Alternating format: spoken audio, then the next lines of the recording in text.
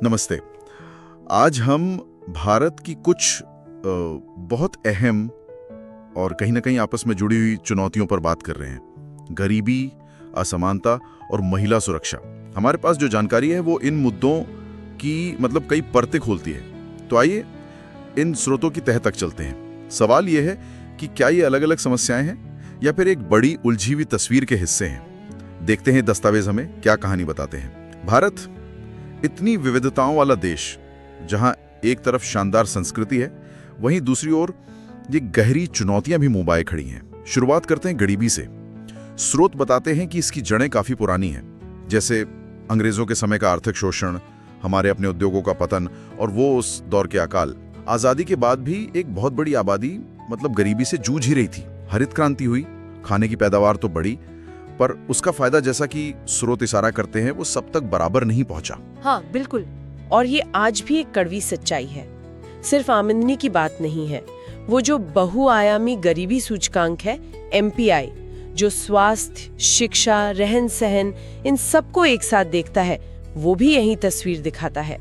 स्रोत एक दिलचस्प बात बताते हैं कि कैसे गांव के किसान वो मौसम और बाजार दोनों की मार झेलते हैं, और शहरों में जो मजदूर आते हैं वो अक्सर कम वेतन और बिना किसी सुरक्षा वाली नौकरियों में एक तरह से फंसे रह जाते हैं।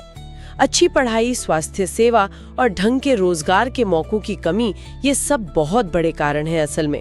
हाँ, और इनसे निपटने के लिए स्रोत में मनरेगा का जिक्र है, महात्मा गांधी राष्ट्रीय ग्रामीण रोजगार गारंटी अधिनियम, जो गांव में काम का एक तरह से अधिकार देता है, और सार्वजनिक वितरण प्रणाली PDS राशन व्यवस्था, साथ ही जनधन योजना जैसी पहलों की भी बात है। पर स्रोत ये भी इशारा करते हैं कि चुनौतियां भी हैं, जैसे मनरेगा में कभी कभी पेमेंट में देरी हो जाती है। और हाँ, NGOs, गैर सरकारी संगठन भी हैं जी, वो जमीनी स्तर पर काफी काम कर रहे हैं। हुनर सिखाना, छोटे कर्ज देना। और जब हम गरीबी की इस तस्वीर को देखते हैं ना, तो स्रोत हमें सीधे दिखाते हैं कि ये कैसे असमानता के धागों से बुनी हुई है। और ये सिर्फ पैसे की असमानता नहीं है। बिल्कुल नहीं, ये मौकों की और समाज में जो दर्जा है उसकी भी असमानता है। इसका एक गहरा नाता भारत के इतिहास की जो सामाजिक व्यवस्था रही है, खासकर जाति प्रथा से है। हालांकि आज़ादी के बाद छुआछूत खत्म हुई, आरक्षण लागू हुआ ताकि पिछड़े वर्ग बराबरी पर आ सकें, फिर भी स्रोत बताते हैं कि जाति का असर आज भी दिखता है, पढ़ाई में, नौकरी में, समाज में आगे बढ़ने के मौकों पर।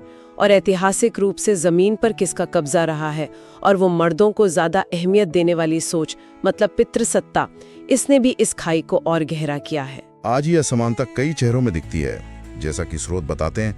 बढ़ता हुआ अमीरी गरीबी का फासला। स्रोत में शायद कोई चौंकाने वाला आंकड़ा भी हो सकता है कि कैसे मुट्ठी भर लोगों के पास देश की ज्यादातर दौलत सिमटती हुई है। शहर और गांव के बीच का फर्क साफ है, और अच्छी पढ़ाई या इलाज ये सब तक बराबर नहीं पहुंच पाते। हाँ, और लैंगिक असमानता भी इसी का एक बहुत अहम हिस्सा है। महिलाओं को काम करने में, बराबर तनख्वाह पाने में, नेतृत्व करने में हर जगह भेदभाव झेलना पड़ता है। तो इसके हल के लिए स्रोत इस बात पर जोर देते हैं कि अच्छी गुणवत्ता वाली शिक्षा और स्वास्थ्य सेवाएं वो सब तक पहुंचें, खासकर उन समुदायों तक जो पीछे रह गए हैं। जमीन के बंटवारे में सुधार हो, कामगारों को सही मजदूरी मिले, और स्किल इंडिया जैसी योजनाएं जो लोगों को आर्थिक तौर पर मजबूत बनाने में मदद करें, वो जरूरी हैं। हाँ, और महिलाओं को आर्थिक और राजनीतिक रूप से ताकतवर बनाना भी। जी बिल्कुल। और उस पुरानी सोच को चुनौती देना जो उन्हें कमतर आंकती है, ये भी उतना ही अहम है। और अब बात करते हैं एक ऐसे मुद्दे की जो इन दोनों से गरीबी और असमानता से गहराई से जुड़ा है और बेहद चिंताजनक भी है, महिलाओं की सुरक्षा। ये सिर्फ अपराध के आंकड़े नहीं है, नहीं, ये बिना डर के जीने के बुनियादी हक का सवाल है। इसकी जड़ें समाज में बहुत गहरे तक बैठी हैं।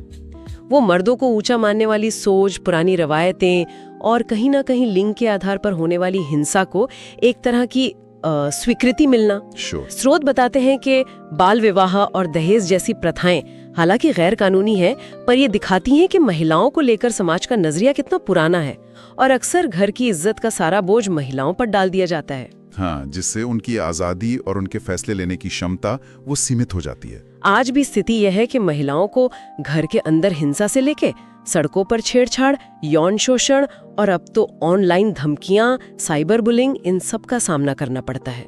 स्रोत ये भी बताते हैं कि डर और समाज में बदनामी का खौफ, इसके चलते बहुत से मामले तो सामने नहीं आ पाते।